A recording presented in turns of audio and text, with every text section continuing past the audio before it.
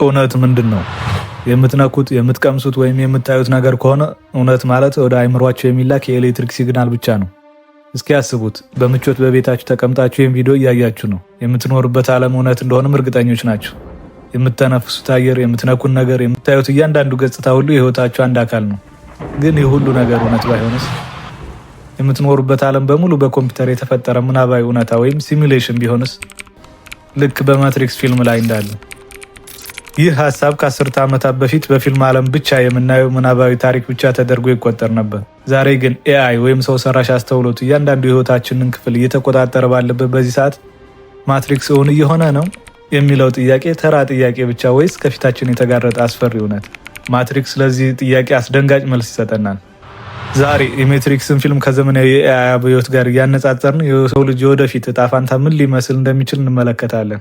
የፊልሙ ዋና ሀሳብ የኤአይ ሪቮሉሽን አድጎ ከሰዎች ቁጥጥር በመውጣቱ በሰው ልጆችና በማሽኖች መካከል ጦርነት ይቀሰቀስና የሰው ልጆች በማሽኖች የተወሰደባቸውን የበላይነት ለመቀልበስ ሲሉ አንድ እጅግ አደገኛና አስደንጋጭ ውሳኔ ወሰኑ። ይህም ለማሽኖች ዋና የኃይል መሰረታቸው የሆነው የፀሐይ ብርሃንን ለአንዴና ለመጨረሻ ጊዜ ከጥቅም ውጭ ማድረግ ነበር። ነገር ግን ይህ ውሳኔ የሰው ልጅ ራሱ በፈጠረው የኤአይ ማሽኖች ተሸንፎ የነሱ ባሪያ ከመሆን ግን ሊታደገው አልቻለም። እዚህ ላይ ነው የማትሪክስ ጽንሰ ሀሳብ የሚመጣው። ማትሪክስ የተፈጠረበት ዋና ዓላማ ማሽኖች ወይም ሮቦቶች በሰው ልጆች አማካኝነት ያጡትን ከፀሐይ ብርሃን የሚያገኙትን ኃይል ከራሳቸው ከሰዎች የሚወጣው ሙቀት እና ኤሌክትሪክ እንደ ኃይል ምንጭ ወይም እንደ ባትሪ ለመጠቀም ነው። ይህንን ያለምንም እንቅፋት ለመጠቀም ያስችላቸው ዘንድ ደግሞ የሰው ልጆችን አእምሮ በውሸት ዓለም ውስጥ በማስተኛት ሰዎች እውነት ነው ብሎ በሚያስቡት ነገር ግን ፍጹም እውነት ያልሆነ አእምሯቸውን የጠለፈ ግዙፍ በኮምፒውተር ፕሮግራም የተፈጠረ ምናባዊ ዓለም ወይም ሲሙሌሽን ፈጠሩላቸው። ይህ የማትሪክስ ዓለም ነው። የምታዩት፣ የምትሰሩት፣ የምትኖሩት ህይወት ሁሉ የኮምፒውተር ኮድ ውጤት ነው። ባጭሩ ማትሪክስ ማለት አእምሮን እግር ተወርች አስሮ የሚያስቀምጥ ወህኒ ቤት ማለት ነው። ከኤአይ የማትሪክስ ዓለም ባርነት የተረፉት እውነተኛ የሰው ልጆች መኖሪያ ግን ፀሐይ በጠፋበት ጨለማ ምድር ላይ የጨለማ የስጋትና የስቃይ ህይወት የሚገፉበት ተስፋ አልባ ቦታ ነው። የሰው ልጅ ከማሽኖች የባርነት ቀንበር ይታደጋል ተብሎ ትንቢት የተነገረለት ኒዮ እስኪመጣ ድረስ። በማትሪክስ ዓለም ወጥመድ ስር ከወደቁት መካከል ሀከርና የኮምፒውተር ፕሮግራመር የሆነው ቶማስ አንደርሰን ወይም ኒዮ የተባለው ገጸ ባህሪ በህይወቱ አንድ ያልተገለጠለት እውነት እንዳለ ይሰማዋል። ማትሪክስ ምንድን ነው ሲል ይጠይቃል። እውነቱን ሲፈልግና እውነትን ለማግኘት ሲል የወሰነውን ከባድ ውሳኔም ፊልሙ ያሳየናል። ማትሪክስ ፊልም እውነትን፣ ምርጫና ነፃነትን በተመለከተ አስገራሚ ጥያቄዎችን አቅርቦልናል። በተጨማሪም ይህ ፊልም አንድ አስፈሪ ጥያቄንም ይጭራል። ይህ የምንኖርበት ዓለም የማትሪክስ ዓለም ላለመሆኑ ምን ያክል እርግጠኞች ነን? እስኪ ለአፍታ ከፊልሙ ወጥተን ወደ እውነት ዓለም እንመለስ። በ21ኛው ክፍለ ዘመን ሰው ሰራሽ አስተውሎት ወይም አርቲፊሻል ኢንተለጀንስ እያንዳንዱን የህይወታችንን ክፍል እየለወጠው ነው።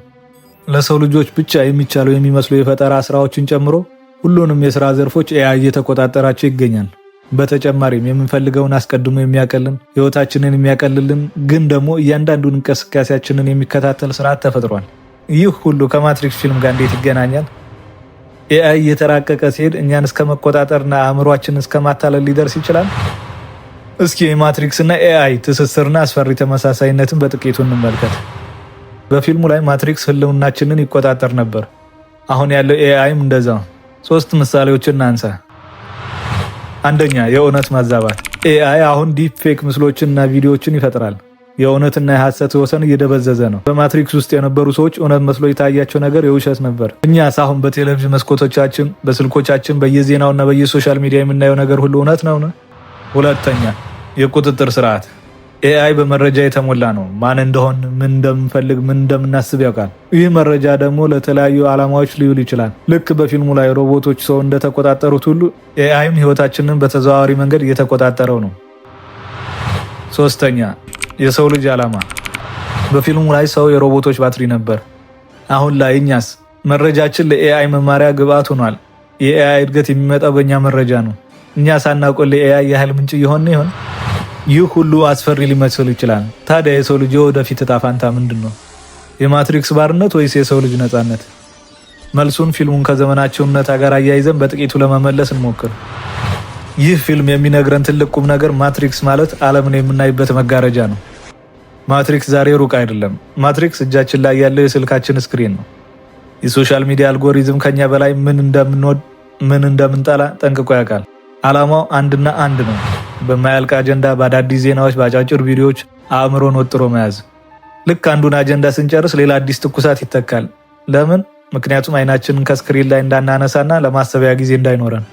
ይህ ሱስ ነው ማትሪክስ። ልክ እንደ ማትሪክስ ባትሪዎች ሁሉ እኛም ለቴክኖሎጂ ኩባንያዎች የምንሰጠው ትልቁ ጉልበት ትኩረታችንን ነው። በየደቂቃው በሚሰጠን የውሸት ደስታ እያሰከሩ እውነተኛው ማንነታችንና ህልማችንን ረስተን በዲጂታል እስር ቤት ውስጥ እንድንኖር ተደርገናል። እስኪ ራሳችንን ጠይቅ። ስልካችንን የምናዘው እኛ ነን ወይስ ስልካችን ነው እኛን እያዘዘን ያለው? ማትሪክስ ፊልም ብቻ አይደለም። ማትሪክስ ማለት የኔና ያንተን አእምሮ ጠልፎ የያዘውና ነፃነታችንን የነጠቀን የእጃችን ስልክ ነው። ይህ ነው የዘመናችን ማትሪክስ። እዚህ ጋር አንድ የወሳኝ ጥያቄን መልስ ፊልሙ ይሰጠናል። የገሃዱ ዓለም እኛን ለመቆጣጠር ይህን ሁሉ ርቀት መሄዱ ለምን አስፈለገ? ለምንስ በቀላሉ አላጠፉንም? መልሱ ቀላል ነው።